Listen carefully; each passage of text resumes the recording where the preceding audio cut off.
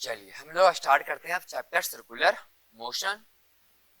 जो कुछ भी हमने आपको बताया, कह के सुनाया, समझाया, पढ़ाई को लिंक करने के लिए, ताकि जैसे जैसे हम आगे बढ़ते चलें आपको भी समझने में सहूलियत हो। और हम बहुत बेसिक से स्टार्ट करेंगे टॉपिक, एकदम धीरे धीरे आप समझते चलेंगे सर। सबसे पहले तो बात है कि सर्कुलर मोशन है क्या। तो इसमें हम लोग लिखते हैं when A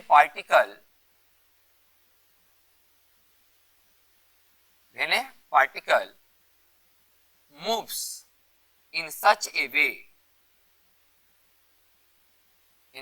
way its direction of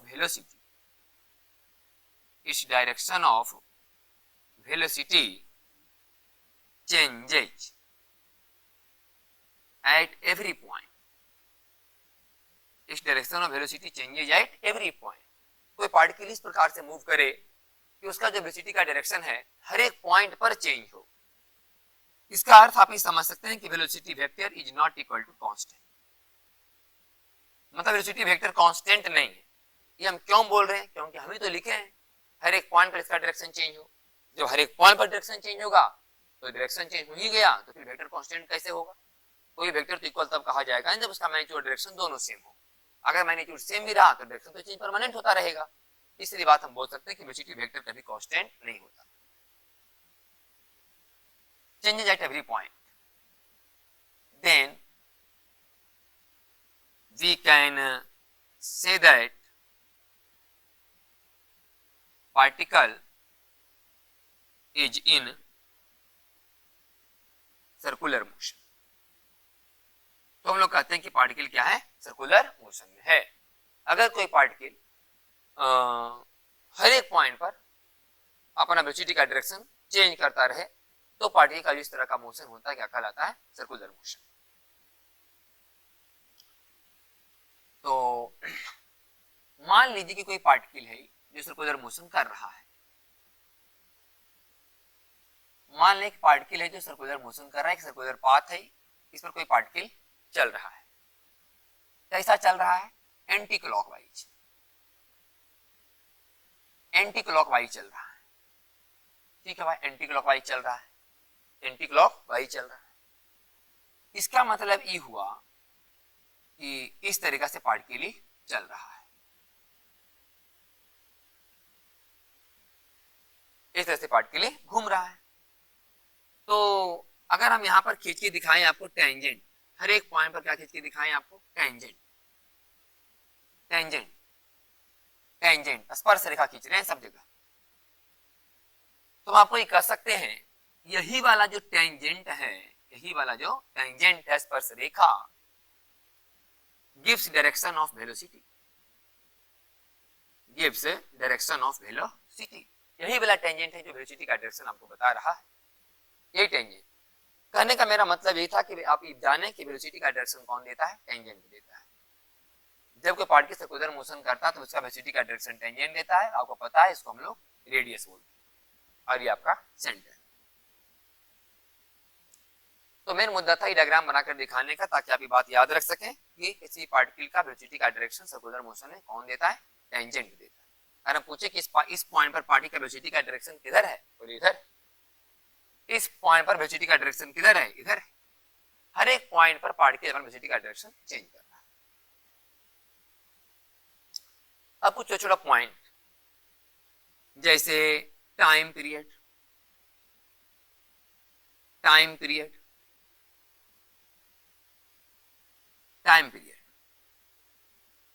क्या है? एक चक्कर पूरा करने में लगा समय। जब कोई पार्टिकल सर्कुलर मोशन कर रहा है तो एक चक्कर पूरा करने में जितना समय लेता है उसी को बोलते हैं time period. Time taken to complete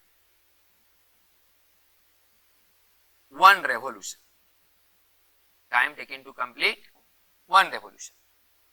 एक चक्कर पूरा करने में लगे समय को हम लोग बोलते हैं टाइम पीरियड।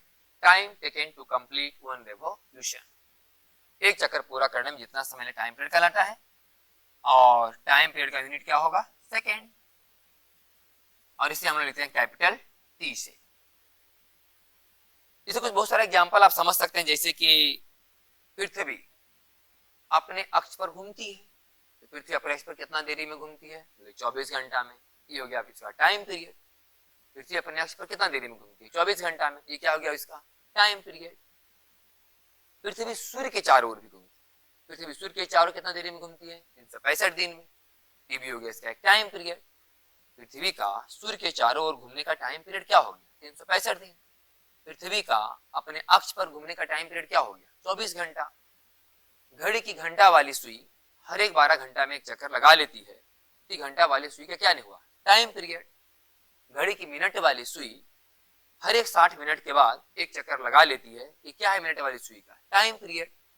घड़ी की सेकेंड वाली सुई हर एक 60 सेकेंड के बाद एक चक्कर लगा लेती है, ये क्या है इसका टाइम पीरियड। तो आपको ये बात समझ आया होगा टाइम पीरियड का मतलब क्या है। पहला पॉइंट हुआ टाइम पीरियड। दूसरा पॉइंट है फ्रीक्वेंसी। दूसरा पॉइंट है फ्रीक्वेंसी। इसे हम लोग जिस सिंबल से लिखते हैं इसे पढ़ते हैं न्यू। न्यू पढ़ते हैं इसे, फ्रीक्वेंसी आवृत्ति बोलते हैं इसको। तो फ्रीक्वेंसी का जो है ना फॉर्मूला होता है 1 बाई टाइम पीरियड। फ्रीक्वेंसी का फॉर्मूला होता है 1 by time period. Frequency is equal to 1 by time period. Frequency is equal to 1 by time period. इससे पता चलता है कि इसका यूनिट होना चाहिए सेकेंड इनवर्स, और इसी को हम लोग ना हर्ट्ज बोलते हैं। इसको क्या बोल देते हैं, हर्ट्ज। तो frequency is equal to 1 by time period. Frequency is equal to 1 by time period. और ऐसे अगर आप समझना चाहते हैं फ्रीक्वेंसी का अर्थ, ये तो हो गया मान लिया फॉर्मूला जैसा। तो फ्रीक्वेंसी का जो सही मायने में अर्थ है, इसको बोलते हैं हम लोग रेवोल्यूशन पर सेकेंड। रेवोल्यूशन पर सेकेंड। एक सेकेंड में चक्रों की संख्या, एक सेकेंड में चक्रों की संख्या को हम लोग फ्रीक्वेंसी बोलते हैं। एक सेकेंड में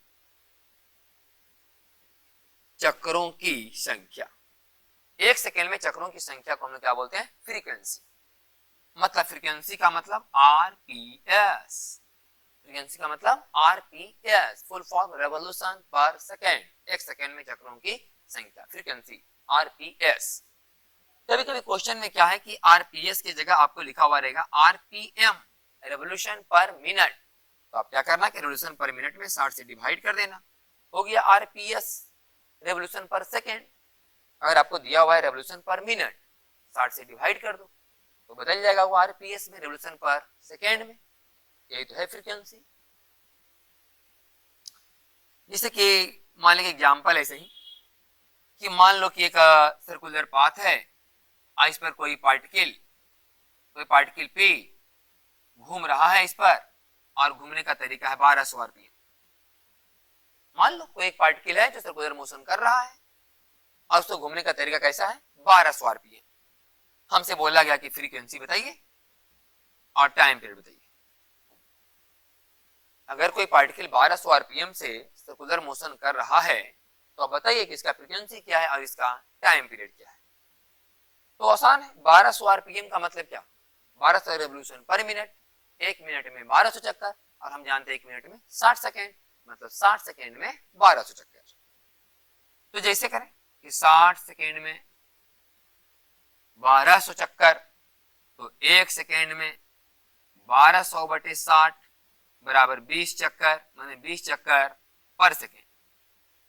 तो 20 चक्कर जो पर सेकेंड क्या हुआ, हमारा फ्रीक्वेंसी हुआ। ये तो हुआ फ्रीक्वेंसी, 20 चक्कर पर सेकेंड। 1200 आरपीएम लिखा हुआ है, 60 से भागा दीजिए आ जाएगा 20 चक्कर पर सेकेंड। ये हो गया हमारा फ्रीक्वेंसी। और फ्रीक्वेंसी का उल्टा बोल देंगे तो टाइम पीरियड, फ्रीक्वेंसी का उल्टा बोलेंगे तो टाइम पीरियड, टाइम पीरियड का उल्टा बोलेंगे तो फ्रीक्वेंसी। तो जब फ्रीक्वेंसी आया 20 रेवोल्यूशन पर सेकेंड, तो एक सेकेंड में 20 चक्कर लगा रहा है, ये हो गया फ्रीक्वेंसी। तो टाइम पीरियड क्या होगा, 1/20। जब फ्रीक्वेंसी आया 20 तो टाइम पीरियड क्या होगा, 1/20। ऐसे समझो कि 1200 चक्कर लगाने में, 1200 रेवोल्यूशन कंप्लीट करने में कितना लगता है, तो 60 सेकेंड। तो एक चक्कर कंप्लीट करने में कितना लगेगा, तो 60/1200, तो आ जाएगा 1/20 सेकेंड। तो 1/20 सेकेंड क्या कहलाएगा, हमारा टाइम पीरियड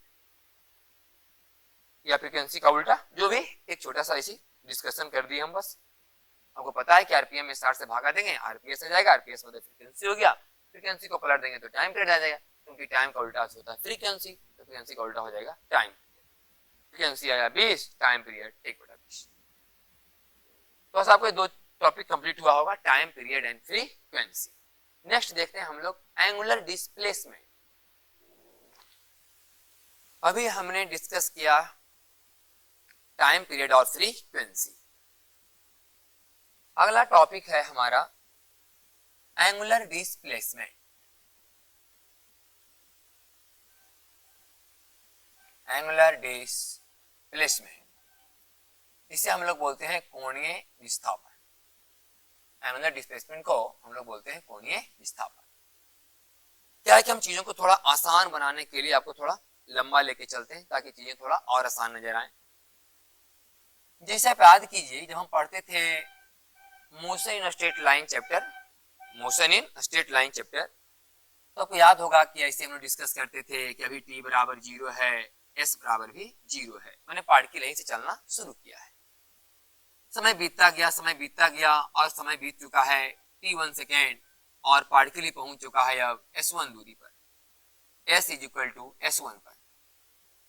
इसी तरह से समय और बीतता गया और समय हो गया है t2 सेकेंड और ये पहुंच चुका है s2 पर, s = s2 पर। मोशन स्ट्रेट लाइन का डिस्कशन कर रहे हैं ताकि अगर आप पीछे का रिवीजन नहीं किए हैं तो सब कुछ हम यहीं पर करते चलते हैं, ताकि आपकी पढ़ाई को लिंक करने में, जोड़ने में आसानी। तो t बराबर 0 पर अभी पार्टिकल यहाँ चलना शुरू किया था, कुछ समय बीता, t1 समय बीता और ये चल चुका s1। मतलब हम कह सकते हैं कि t1 सेकेंड में इस पार्टिकल का लीनियर डिस्प्लेसमेंट s1 है, लीनियर डिस्प्लेसमेंट, रेखीय विस्थापन। और ये कह सकते हैं हम लोग कि t2 सेकेंड में इसका डिस्प्लेसमेंट कितना है, s2 है। t1 सेकेंड में s1 है, t2 सेकेंड में s2 है, ठीक। लेकिन अगर हम इतना बीच के बात करें, इतना के बीच का बात करें, तो हमें यहाँ से यहाँ तक जाने में समय लगा t2 माइनस t1, जिसे हम लोग लिख सकते हैं डेल्टा t, और यहाँ से यहाँ तक जाने में हमने डिस्टेंस डबल किया s2 माइनस s1, जिसे लिख सकते हैं डेल्टा s। और हम कह सकते हैं कि डेल्टा t टाइम में इसका लीनियर डिस्प्लेसमेंट डेल्टा s हुआ। डेल्टा t टाइम में लीनियर डिस्प्लेसमेंट डेल्टा s हुआ। अब इसी कहानी को लिंक करते हैं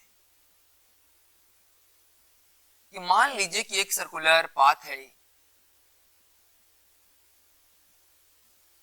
और कोई पार्टिकल अभी यहां से चलना शुरू किया है t बराबर 0 से, चला सर्कुलर पाथ पर और यहां पहुंचते पहुंचते उसे समय लगा t1, और इस t1 समय में उसने एंगल बनाया θ1 अपने सेंटर पर। जब कोई पार्टिकल सर्कुलर मोशन कर रहा था और एक पॉइंट से दूसरा पॉइंट तक चला, तो जितना समय में t1 समय तक चला और t1 समय में अपने सेंटर पर कितना एंगल बनाया, θ1। तो हमारे हिसाब से t1 सेकेंड में पार्टिकल का एंगुलर डिस्प्लेसमेंट यही θ1 है। और आगे बढ़ता गया, यहाँ पर आते थे समय बीत गया t2, और अब हम कह रहे हैं कि पार्टिकल यहाँ पहुंच चुका है और यहां से यहां तक अभी कोण हो चुका है θ2। तो हम लोग कह सकते हैं कि t2 सेकेंड में इस पार्टिकल का एंगुलर डिस्प्लेसमेंट θ2 है, t1 सेकेंड में θ1 है, t2 सेकेंड में θ2 है। तो आप अगर यहां से यहां के गैप को देखें तो यहां से यहां तक आने में समय लगा t2 माइनस t1 बराबर डेल्टा t, और अगर देखें बीच का एंगल तो बोलेंगे कि θ2 माइनस θ1 बराबर डेल्टा थीटा। तो हम कह सकते हैं कि डेल्टा t टाइम में इस पार्टिकल का एंगुलर डिस्प्लेसमेंट डेल्टा थीटा हुआ। t1 टाइम में कितना हुआ एंगुलर डिस्प्लेसमेंट, θ1।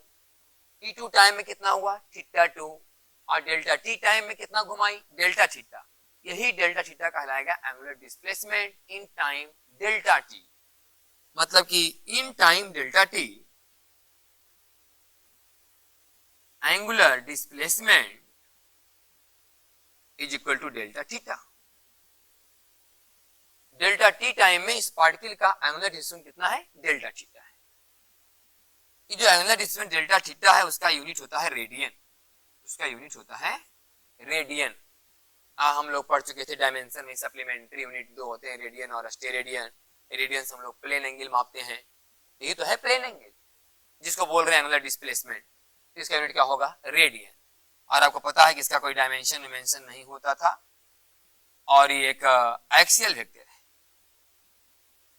ये एक एक्सियल वेक्टर है। एक्सियल वेक्टर क्या खूबी है? बोले एक्सियल वेक्टर का जो डायरेक्शन होता है वो डिपेंड करता है कि जो सर्कुलर मोशन हो रहा है, एक्सिस के अबाउट जो पार्टिकल घूम रहे हैं वो क्लॉकवाइज घूम रहे हैं कि एंटी क्लॉकवाइज। एक्सियल वेक्टर का मतलब ही, वह कहने का मतलब कि अगर कोई पार्टिकल इस तरह से घूमे क्लॉकवाइज अगर कोई पार्टिकल घूम रहा है तो हमें समझना है कि एंगुलर डिस्प्लेसमेंट का जो डायरेक्शन है वो अंदर की ओर है, क्लॉकवाइज।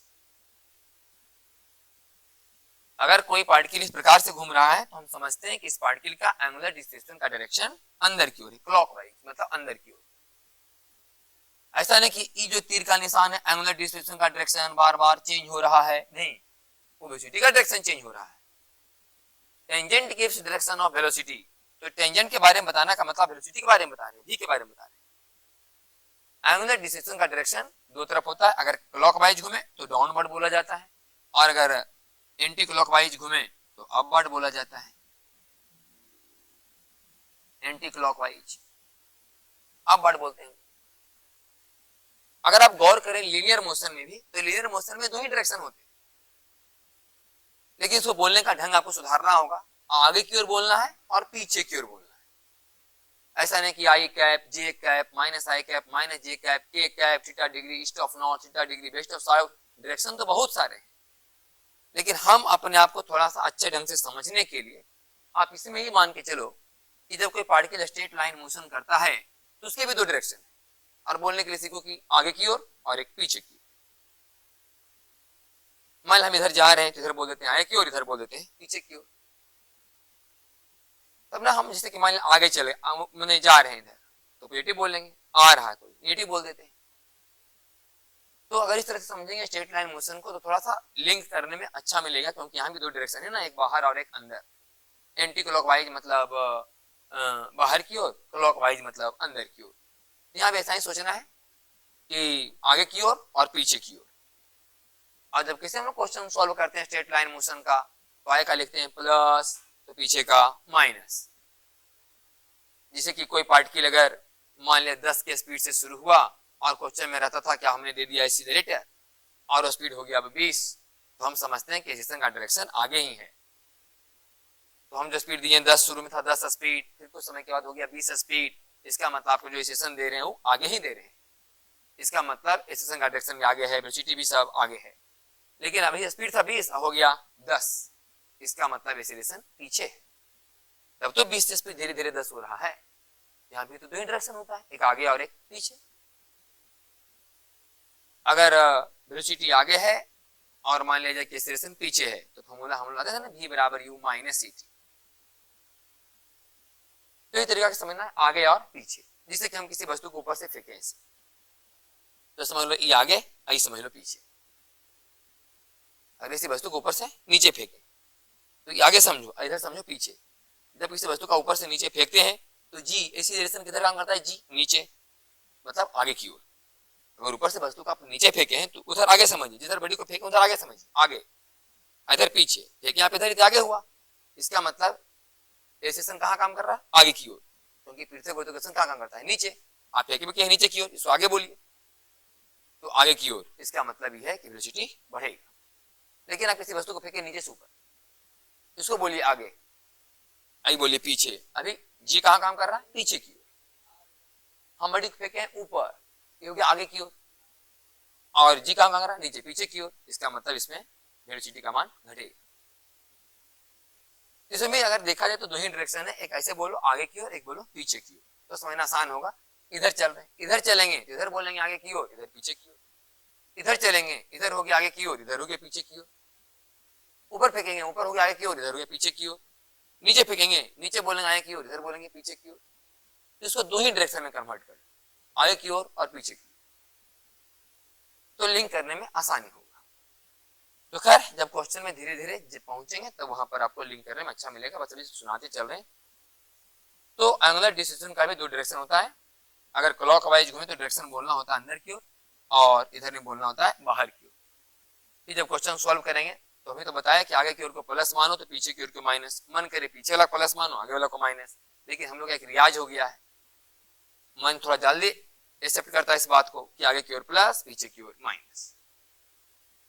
उसी तरह से यहाँ भी हम लोग एक रियाज हो गया है कि बाहर की ओर मतलब प्लस, अंदर की ओर मतलब माइनस। कोई जरूरी नहीं, आप मान सकते हैं कि अंदर की ओर प्लस तो बाहर की ओर माइनस। जैसे यहाँ बोल रहे हैं आगे की ओर प्लस तो पीछे की ओर माइनस, या पीछे ही मान लो प्लस तो आगे की ओर माइनस। लेकिन एक मुद्दा दिमाग में बैठ गया है कि आगे ही मानना है प्लस पीछे माइनस। उसी तरह से आपका इच्छा तो यहाँ भी दिमाग में बैठ ही गया होगा कि ऐसे बाहर की ओर रहेगा तो प्लस समझना है, ऐसे रहेगा तो माइनस। ये सब जो बात बता रहे हैं क्वेश्चन के डिस्कशन में ज्यादा काम आएगा और वहीं समझ में थोड़ा और बेहतर आएगा। अभी तो बता रहे थे एंगुलर डिस्प्लेसमेंट। अच्छा, अगर इसका डिफिनेशन के बारे में बात करें तो क्या लिखेंगे कि सर्कुलर मोशन के दौरान जब कोई पार्टिकल एक पॉइंट से दूसरा पॉइंट तक जाता है, सर्कुलर मोशन के दौरान जब कोई पार्टिकल एक पॉइंट से दूसरा पॉइंट तक जाता है तो उस समय अपने सेंटर पर जितना एंगल बनाता है उसी को बोलते हैं एंगुलर डिस्प्लेसमेंट। सर्कुलर मोशन के दौरान या सर्कुलर पाथ पर जब कोई पार्टिकल एक पॉइंट से दूसरा पॉइंट तक जाता है तो इस दौरान अपने सेंटर पर जितना एंगल बनाता है उसे बोलते हैं हम लोग एंगुलर डिस्प्लेसमेंट। आप लिखना चाहें तो लिख सकते हैं कि during circular motion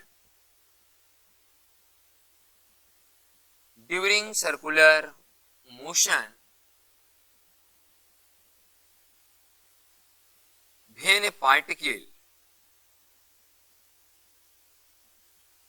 moves from one point to another point,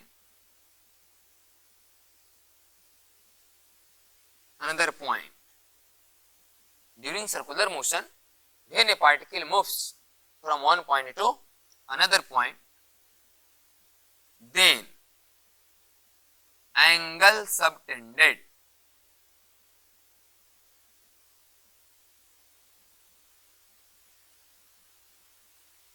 by particle at its center is defined as angular displacement.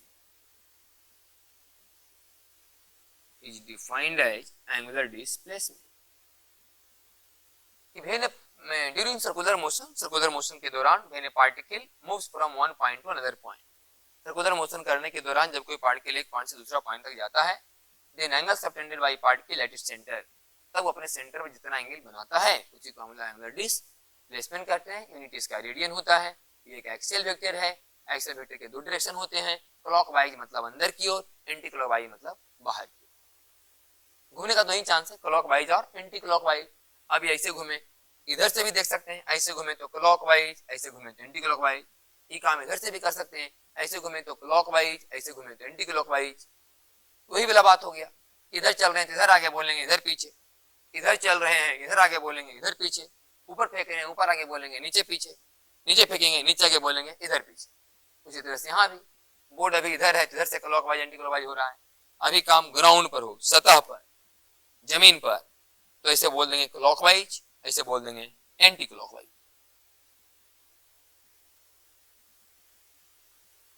तो ये हो गया हमारा एंगुलर डिस्प्लेसमेंट। नेक्स्ट आते हैं हम लोग एंगुलर वेलोसिटी। इसे ओमेगा से लिखा जाता है। एंगुलर वेलोसिटी को हम लोग ओमेगा से लिखते हैं। इस चैप्टर का हिस्सा नहीं है, हम पढ़ाई को लिंक करने के लिए स्ट्रेट लाइन मोशन का थोड़ा सहारा लेने के लिए, ताकि चीजें समझ में अच्छा आए। एंगुलर वेलोसिटी, कोणीय वेग।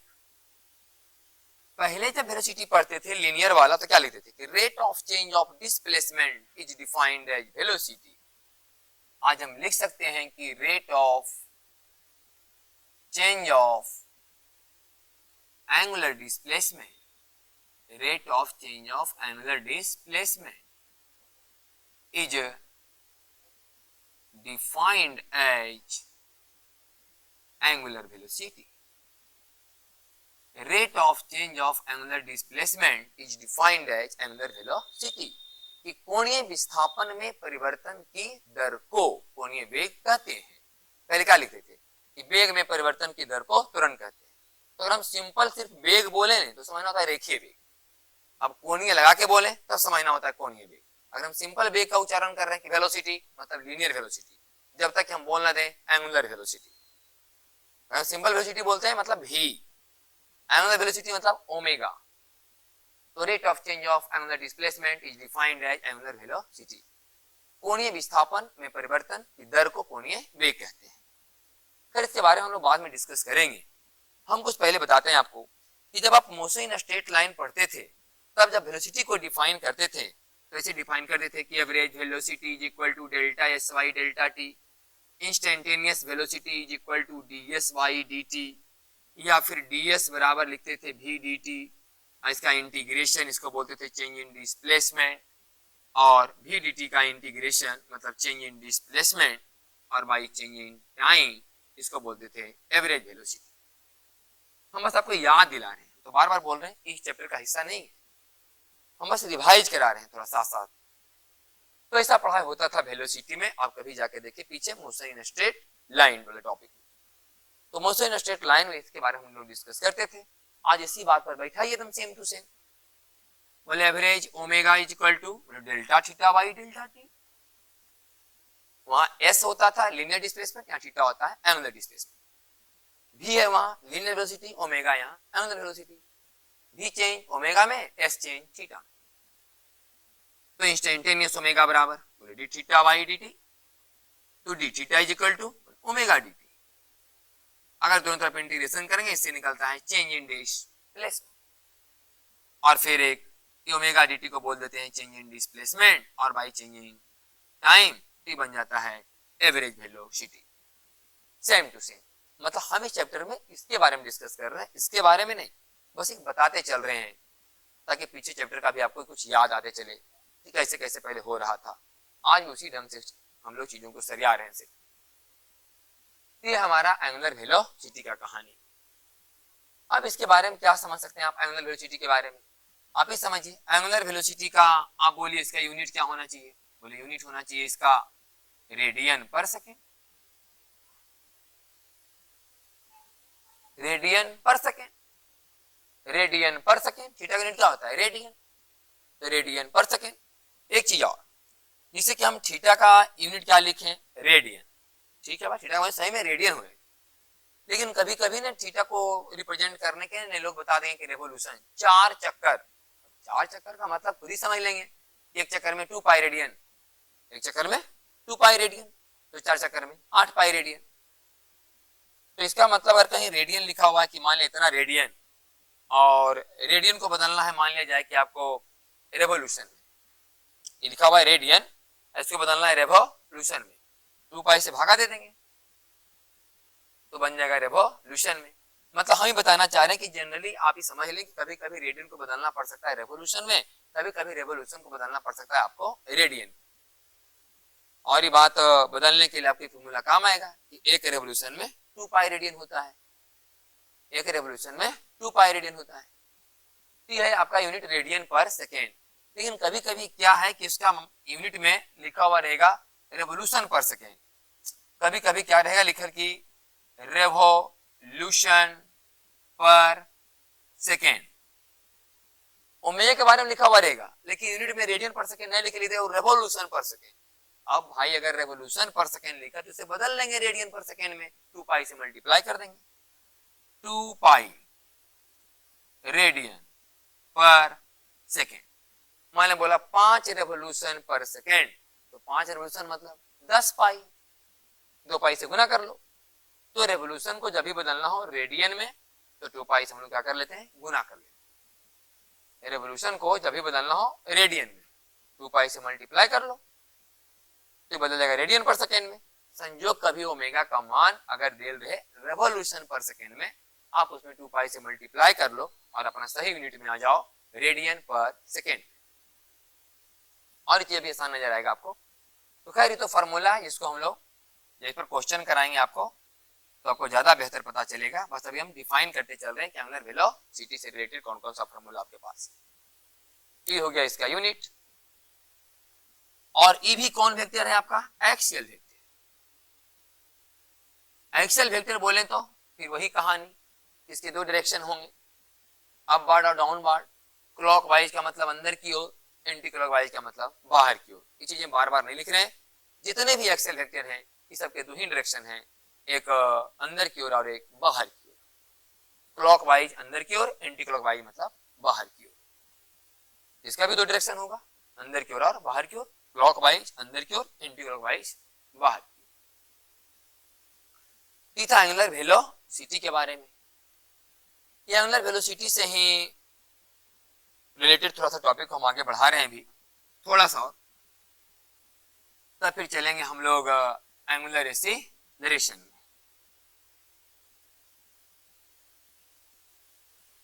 एंगुलर वेलोसिटी से ही रिलेटेड हम टॉपिक को बढ़ा रहे हैं, फिर चलेंगे हम लोग एंगुलर एक्सीलरेशन।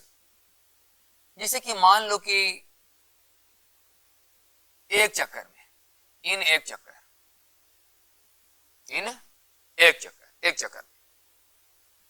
तो एक चक्कर में क्या है? एक चक्कर में आप कितना घूमते हैं? बोले 2 पाई रेडियन। आपको पता है बात, हम एक चक्कर घूमते हैं तो कितना रेडियन कोण बनता है? 2 पाई रेडियन। ये हो गया एंगुलर डिस्प्लेसमेंट। और कितना समय आप खाते हैं? बोले सब तो समय अलग अलग खाएगा। कोई पार्ट के लिए एक चक्कर घूमेगा तो फिक्स है कि 2 पाई रेडियन बनाएगा, लेकिन समय सब बराबर तो नहीं ना खाएगा, समय तो अलग अलग हो सकते हैं। तो मान लेते हैं कि समय कितना लिया? टी मतलब टाइम पीरियड के बराबर, टाइम पीरियड के बराबर समय लिया। ठीक है भाई, एक चक्कर घूमेगा तो कितना रेडियन का कोण बनाएगा? 2 पाई रेडियन। तो सब बनाएगा 2 पाई रेडियन, लेकिन समय तो सब अलग अलग लेंगे, इसे मान लिया टी। तो बताओ एवरेज ओमेगा बराबर क्या होना चाहिए? Delta theta by delta T होना चाहिए कि नहीं? एवरेज ओमेगा बराबर delta theta by delta T होना चाहिए कि नहीं? एवरेज ओमेगा बराबर delta T by delta T है कि नहीं? एवरेज ओमेगा बराबर delta T by theta by delta T मतलब 2 पाई बाई टी। आप चाहें तो इसको ऐसे लिख सकते हैं कि 2 पाई इंटू 1 बाई टी, और 1 बाई टी को आप पीछे पढ़े थे फ्रीक्वेंसी। इस तरह से ओमेगा का दो फॉर्मूला आपको पता चल जाएगा, 2 पाई बटा टी या 2 पाई गुने फ्रीक्वेंसी, 2 पाई बाई टी या 2 पाई गुने फ्रीक्वेंसी। आप फ्रीक्वेंसी क्या है? फ्रीक्वेंसी है आरपीएस, रेवोल्यूशन पर सेकेंड। इसका मतलब रेवोल्यूशन पर सेकेंड में 2 पाई से मल्टीप्लाई कर दो, रेवोल्यूशन पर सेकेंड में 2 पाई से मल्टीप्लाई कर दो, बन जाएगा रेडियन पर सेकेंड। रेवोल्यूशन पर सेकेंड में 2 पाई से मल्टीप्लाई कर दो, बन जाएगा रेडियन पर सेकेंड। रेवोल्यूशन पर सेकेंड में 2 पाई से मल्टीप्लाई कर दो, बन जाएगा रेडियन पर सेकेंड। ये तो लिख रहे हैं कि रेवोल्यूशन पर सेकेंड में 2 पाई से मल्टीप्लाई कर दो, बन जाएगा रेडियन पर सेकेंड। तो वास्तविक फॉर्मूला का हिस्सा भी है ओमेगा इक्वल टू होता है 2 पाई न्यू। अगर रेवोल्यूशन पर सेकेंड दे रहे हैं, आप समझना कि न्यू दे रहे हैं, खुद ही आप 2 पाई से मल्टीप्लाई कर लो, वो बन जाएगा ओमेगा रेडियन पर सेकेंड। एक छोटा सा पॉइंट इससे रिलेटेड और हम डिस्कस करते हैं। जिससे आते जब हम पढ़ते थे मोशन स्ट्रेट लाइन कि अगर कोई पार्टिकल 10 मीटर पर सेकेंड से लगातार जा रहा है तो उसका एवरेज स्पीड भी 10 ही होगा और इंस्टेंटेनियस भी 10 ही कहलाएगा। अगर कोई पार्टिकल 10 मीटर पर सेकेंड से लगातार ही जा रहा है स्ट्रेट लाइन पाथ पर, तो उसका एवरेज वेलोसिटी भी 10 ही आएगा और उसका इंस्टेंटेनियस भी 10 ही आएगा। ठीक उसी तरीका से अगर कोई पार्टिकल एक कांस्टेंट ओमेगा से चक्कर लगा रहा है, जिससे हम एक एग्जांपल के तौर पर मान लें कि 5 रेडियन पर सेकेंड से घूम रहा है, निरंतर 5 रेडियन पर सेकेंड से घूम रहा है, इसमें न कमी न वृद्धि हो रहा है, तो आप समझें इसका एवरेज ओमेगा भी 5 रेडियन पर सेकेंड है और इसका इंस्टेंटेनियस ओमेगा भी 5 रेडियन पर सेकेंड। अगर ये 5 रेडियन पर सेकेंड से लगातार घूम रहा है तो इसका एवरेज ओमेगा भी 5 रेडियन पर सेकेंड है और इंस्टेंटेनियस भी 5 रेडियन पर सेकेंड है। कभी कभी हम मैंने सवाल जनरली पूछते हैं, यहाँ पर स्टूडेंट गलती करता है क्या, हम पूछे कि क्या इसमें 5 रेडियन पर सेकेंड से घूम रहा है तो क्या इसका ओमेगा कांस्टेंट है, ओमेगा का मैग्नीट्यूड कांस्टेंट है? और हाँ कांस्टेंट है, बच्चा को दिखता भी है कि 5 रेडियन पर सेकेंड से घूम रहा है तो ओमेगा का मान तो कांस्टेंट है भाई, बदल कहाँ रहा है। फिर हम उसको ऐसे पूछते हैं कि क्या इसका डायरेक्शन चेंज हो रहा है, क्या ये जो ओमेगा है 5 रेडियन पर सेकेंड उसका डायरेक्शन चेंज हो रहा है? और हम हाथ जनरली से घुमाते हुए पूछते हैं, तो बच्चा बोला कि हाँ डायरेक्शन चेंज हो रहा है, क्योंकि हाथ घूमते हुए देख लेता है। तो कहते हाँ डायरेक्शन चेंज हो रहा है, बोले नहीं डायरेक्शन चेंज नहीं हो रहा है, ये एक एंगुलर वेलोसिटी एक एक्सियल वेक्टर है, इसका डायरेक्शन ऐसे नहीं होता है, इसका डायरेक्शन होता है बाहर और अंदर। तो ऐसे घूमने का मतलब डायरेक्शन कहाँ है, बाहर, और जितना देर तक की परमानेंट ऐसे घूमते रहेगा डायरेक्शन बाहर ही बोलेंगे, तो कहाँ डायरेक्शन चेंज है, डायरेक्शन फिक्स है बाहर की। यानी कि ओमेगा का डायरेक्शन चेंज हो रहा है, वेलोसिटी v का डायरेक्शन भले चेंज हो रहा है क्योंकि v का डायरेक्शन टेंजेंट देता है, स्टार्टिंग में बताएं आपको ओमेगा का डायरेक्शन टेंजेंट होने में दे रहा है, ओमेगा का डायरेक्शन तो बाहर या अंदर होगा, क्योंकि एंटी क्लॉकवाइज है इसका मतलब इसका डायरेक्शन बाहर होगा, इसका मतलब ओमेगा का डायरेक्शन चेंज नहीं हो रहा है। और तो लिखित है कि मैग्नीट्यूड चेंज नहीं हो रहा 5 रेडियन पर सेकेंड, इसका मतलब किसी समय पूछो इसका ओमेगा तो 5 रेडियन पर सेकेंड, और कहीं पूछो डायरेक्शन तो बाहर ही होगा, इसका एवरेज ही 5 होगा, इंस्टेंटेनियसली 5 होगा। तो एक टॉपिक था आपका एंगुलर वेलोसिटी। तो दो टॉपिक हम लोग डिस्कस कर लिए, angular displacement, angular velocity. Next हम लोग डिस्कस करेंगे एंगुलर एक्सीलरेशन।